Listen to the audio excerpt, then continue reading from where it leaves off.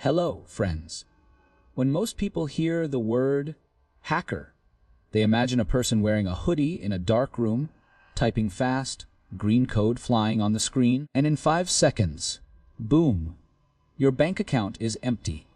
That image is dramatic, but it's not how real hacking works most of the time. Real hacking is usually not magic. It's a process.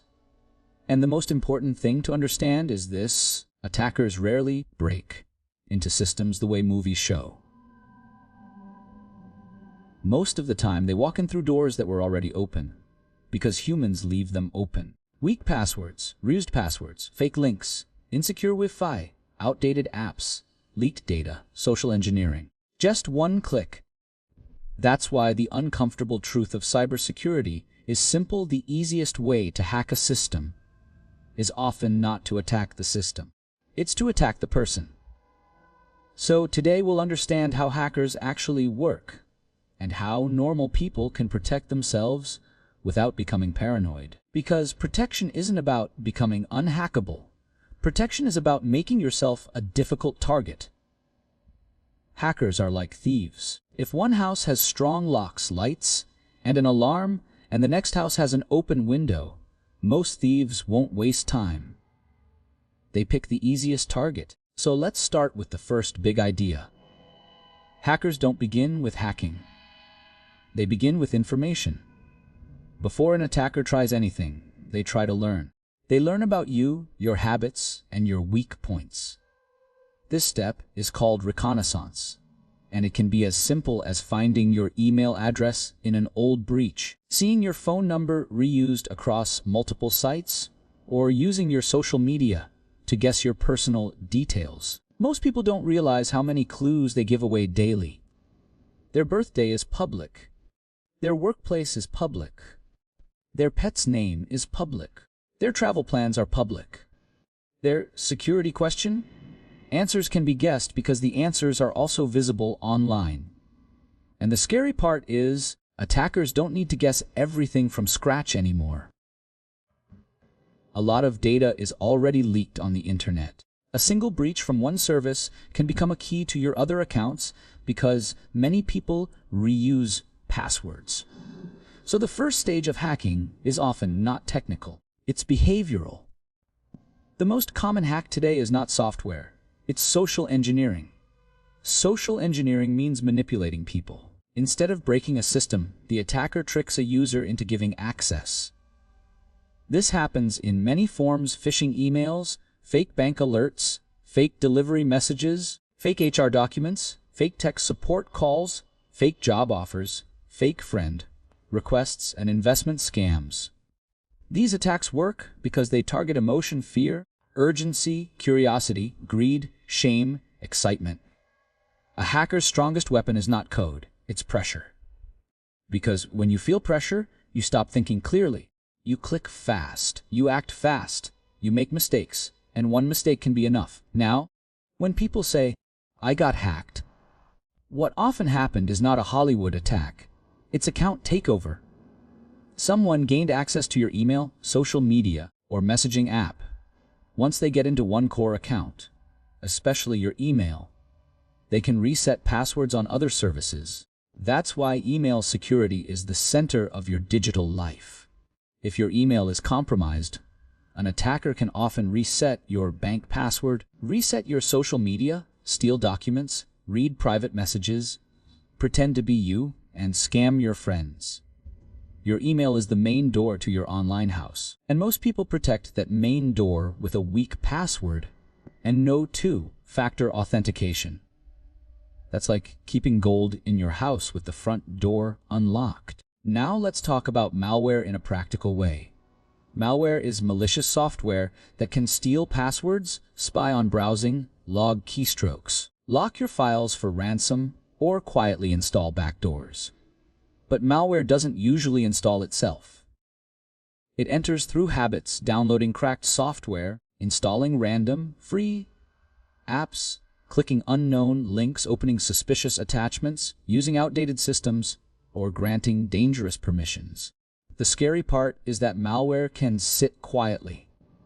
You may not notice anything wrong while it steals data in the background.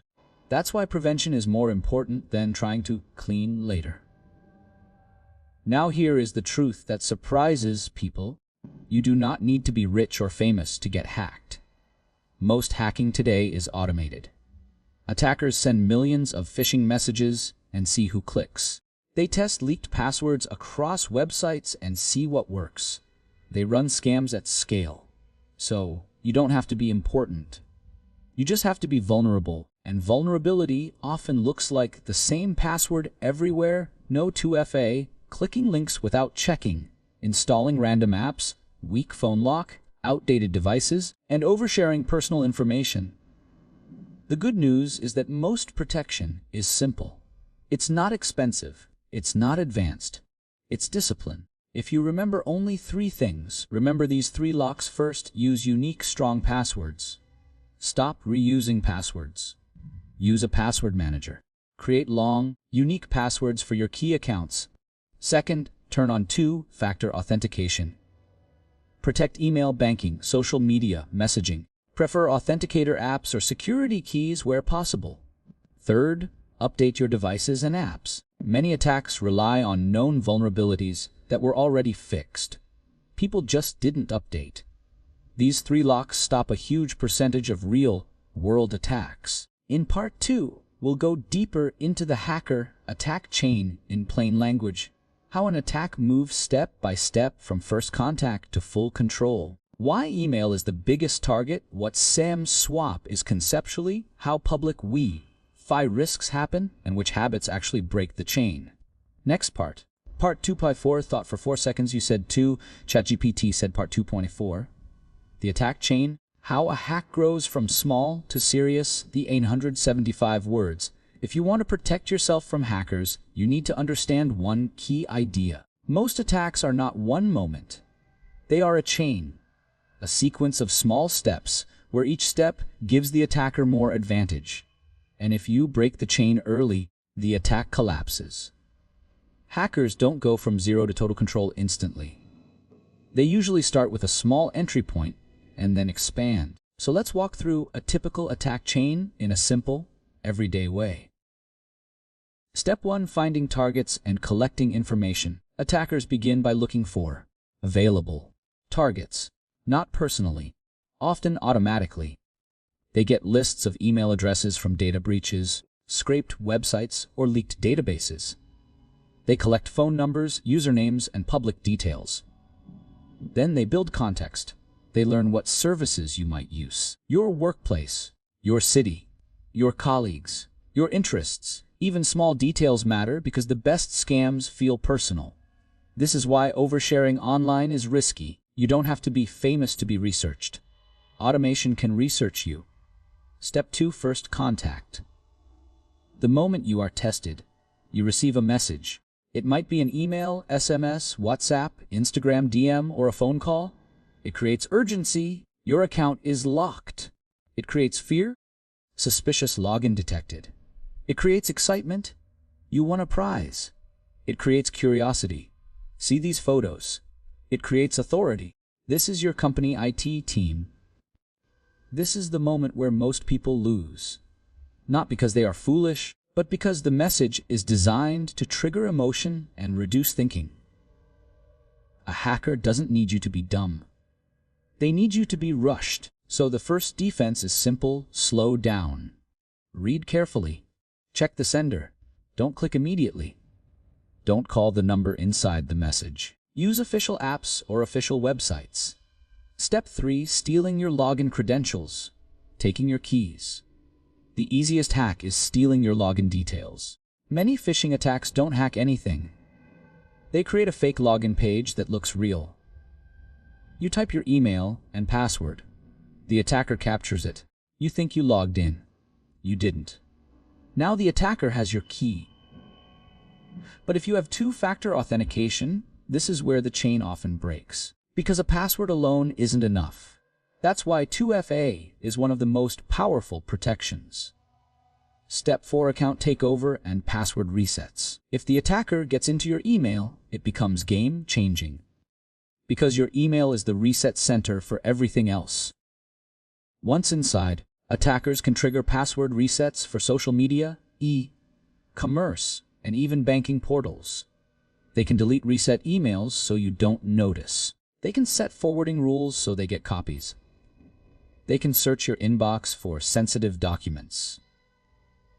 This is why email should be protected like your bank. Strong password, 2FA alerts, recovery settings secured, and unknown devices removed. Step 5. Persistence, staying inside even if you notice. Many people think if they change their password once, the attacker is gone. Not always. Attackers often try to stay persistent by adding recovery emails or numbers, enabling app passwords, creating forwarding rules, or logging in on multiple devices so sessions stay alive. That's why recovery is not only change password. It's also checking security settings, removing unknown devices, removing unknown recovery methods, disabling forwarding rules, and revoking sessions. Step 6. Escalation. From one account to your whole life. Once attackers have one account, they expand. They try the same password on other sites. They check saved passwords in browsers. They search for personal documents. They take over your social accounts to scam your contacts. This is why password reuse is deadly. One leak becomes multiple compromises. A password manager breaks this chain because every account gets a unique password. Step 7. Monetization, the real goal. Most attacks end with money. Banking fraud, crypto theft, card fraud, identity scams, blackmail, or ransomware. Attackers prefer easy money. They don't want to fight strong defenses. They want quick wins. That's why basic hygiene defeats many attacks. Now, 2 special risks deserve attention because people get surprised by them. SIM swap is when an attacker convinces a mobile operator to transfer your phone number to a SIM they control. If they succeed, they can receive your SMS OTPs and reset accounts that rely on SMS verification. This is why authenticator apps or security keys are stronger than SMS. And it's why you should add a SIM PIN and secure your carrier account. Public Wi-Fi is risky when you log into sensitive accounts on unsecured networks. Attackers can create fake Wi-Fi names like airport free Wi-Fi. If you connect, your traffic can be monitored or manipulated. Safe habits are simple. Avoid sensitive logins on public Wi-Fi. Prefer mobile data, turn off auto, join, forget networks you don't use, and use a trusted VPN if needed. So how do you break the chain in daily life? Pause when messages create urgency. Never click unknown links, type the website manually. Turn on 2FA. Use a password manager. Update devices. Lock your phone. Backup important files. Review security settings occasionally. In part 3, we'll talk about the biggest threats hitting people today. Credential stuffing, malware, ransomware, malicious apps, browser hijacking, and the top mistakes people repeat on phones and PCs. Next part. So part 3 Teller 4 Thought for Tens You Said 3 ChatGPT said. Part 3 Party 4 The biggest threats today and the mistakes people repeat in 75 words. Now that you understand how attacks move step by step, let's talk about the threats that are actually hitting people today. Not movie hacking. Real world hacking. And the common theme of almost all modern attacks is simple: they don't require genius. They require opportunity. Attackers win when people repeat the same mistakes. And most people repeat them because nobody taught them basic digital hygiene. So let's break down the biggest threats and the mistakes that invite them. First, credential stuffing, the hack. That is not hacking. A website gets breached. Emails and passwords leak. Attackers take those leaked credentials and try them on other sites, email, social media, shopping apps, even banking portals. Because many people reuse passwords. So attackers don't need to guess your password. They already have it from an old leak. They are just testing it everywhere. This is why password reuse is one of the most dangerous habits in modern life. One leak becomes a full identity takeover. The fix is simple but powerful. Use unique passwords for every important account. A password manager makes this realistic. Without a manager, most people try to memorize and end up reusing. Second, Password reset attacks. Email is the center of your digital life. If attackers get into your email, almost every other account becomes vulnerable because email is the reset channel for most services. This is why email security is non-negotiable. Strong unique password, two-factor authentication, recovery options secured, alerts enabled, unknown devices removed, forwarding rules checked. Many people protect social media more than email. That's backwards. Email is the master key. Third, malware and malicious downloads. The hidden cost of free. A huge number of infections happen because people download unsafe things, cracked software, free, premium apps, random tools, attachments from unknown senders. Attackers hide malware inside installers, PDFs, Office documents, browser extensions, and fake updates. The dark truth is that most malware doesn't break in. It is installed, sometimes unknowingly, but still installed. So the best defense is behavior. Avoid pirated software, download only from official sources, don't run unknown files, don't install random extensions, keep your OS updated, use reputable antivirus. Fourth, ransomware when files are taken hostage. Ransomware encrypts your files and demands payment to unlock them. For individuals, it can destroy family photos and important documents. For businesses, it can stop operations. The best defense is backup. If you have clean backups, ransomware loses power. Keep at least one backup that is not always connected to your device. Cloud backup with version history helps. External drive backups help, but don't keep the drive plugged in forever. Fifth, phone risks. Your phone is now a bank branch. Phones hold your identity, messages, OTPs, banking apps, and personal data. Risks include installing unknown APKs, granting dangerous permissions, using weak screen locks, no SIM PIN, clicking SMS links, support calls. The basic phone checklist is simple: strong passcode, biometrics, find my device, OS updates, no unknown APKs, review permissions, SIM PIN, authenticator apps instead of SMS when possible. Sixth, browser hijacking and extension abuse. Browsers store cookies, save passwords, autofill, and sessions. A malicious extension can read your browsing, steal sessions, inject ads, and capture credentials. People install extensions casually. Coupon tool, video downloader, PDF converter. This is risky. Use minimal extensions. Install only trusted ones. Review permissions. Remove what you don't need. And don't rely on browser password saving for critical accounts if your device security is weak. Now, if we boil down what causes most hacks, it's usually these repeating mistakes: reusing passwords, no 2FA, clicking links under urgency, trusting unknown callers, downloading unsafe files, ignoring updates, oversharing personal details, weak phone locks, careless public Wi-Fi use, no backups. Hackers succeed because these mistakes are common and predictable. So, your goal isn't to become a cybersecurity expert. Your goal is to become harder to exploit. Here is a mindset shift that helps. High-value accounts deserve high protection. Not every account needs the same defense. But your priority accounts do: email, banking payments, your phone number's carrier account, social media's identity, cloud storage, messaging apps. Lock those down first. If those are secure, most attacks fail. In Part 4, we'll build the final no paranoia protection plan, a simple checklist to follow weekly and monthly, plus what to do immediately if you suspect you've been hacked, so you can respond fast and limit damage. Next part 4, buzzer 4, thought for a few seconds, you said 4, ChatGPT said. Part 4, Pi 4. The practical protection plan and what to do if you get hacked. 875 words. Now let's turn everything into a practical plan. Because information is useful only when it changes what you do. So here is a simple protection plan that stops most real-world attacks, and then an emergency plan for what to do if you think you've been hacked. No paranoia. No complicated tools, just strong basics. First, the protection plan. Think of it as locking the main doors of your digital life. Step 1. Use a password manager and stop reusing passwords. This is the biggest upgrade most people can make. A password manager helps you create long, unique passwords for every important account.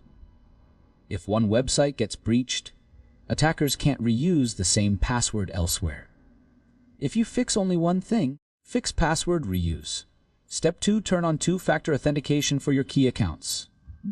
Protect your email first, then banking and payment apps, then social media and messaging.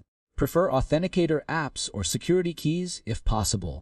SMS-based OTP is better than nothing, but it can be vulnerable to SAM swap. Step 3. Secure your email like it's your bank. Because it is. Enable 2FA. Confirm recovery email and phone are yours. Turn on login alerts. Review recent activity sometimes. Remove unknown devices. Remove unknown app access. Check forwarding rules and delete anything suspicious.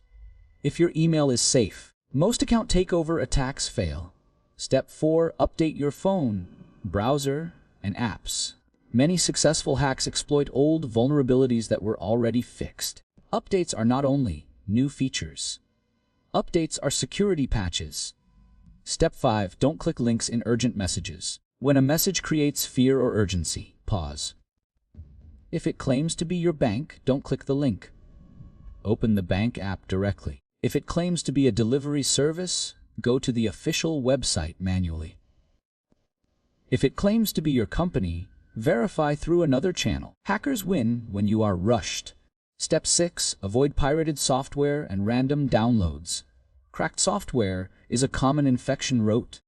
So are random, free tools. Download only from official stores and trusted sources. Don't run unknown files. Don't install random browser extensions. Step 7. Lock your phone properly. Use a strong passcode, not a simple pattern. Enable biometrics plus passcode. Turn on device encryption and Find My Device. Turn on remote wipe. Add a SIM PIN. Your phone is not just a phone, it's your identity. Step 8. Backup important data. Backups protect you from ransomware, device loss, and accidental deletion. Use cloud backups with version history or an external drive that isn't always connected. Step 9. Share less publicly. Don't post your birthday, phone number, address, travel plans, or answers to security questions. Small details help attackers impersonate you and reset accounts. Step 10. Keep your high-value accounts minimal and clean. Email banking, cloud storage, messaging, and your phone number are your high-value accounts. Remove apps you don't use. Revoke access you don't recognize. Keep your security settings clean. That's the protection plan.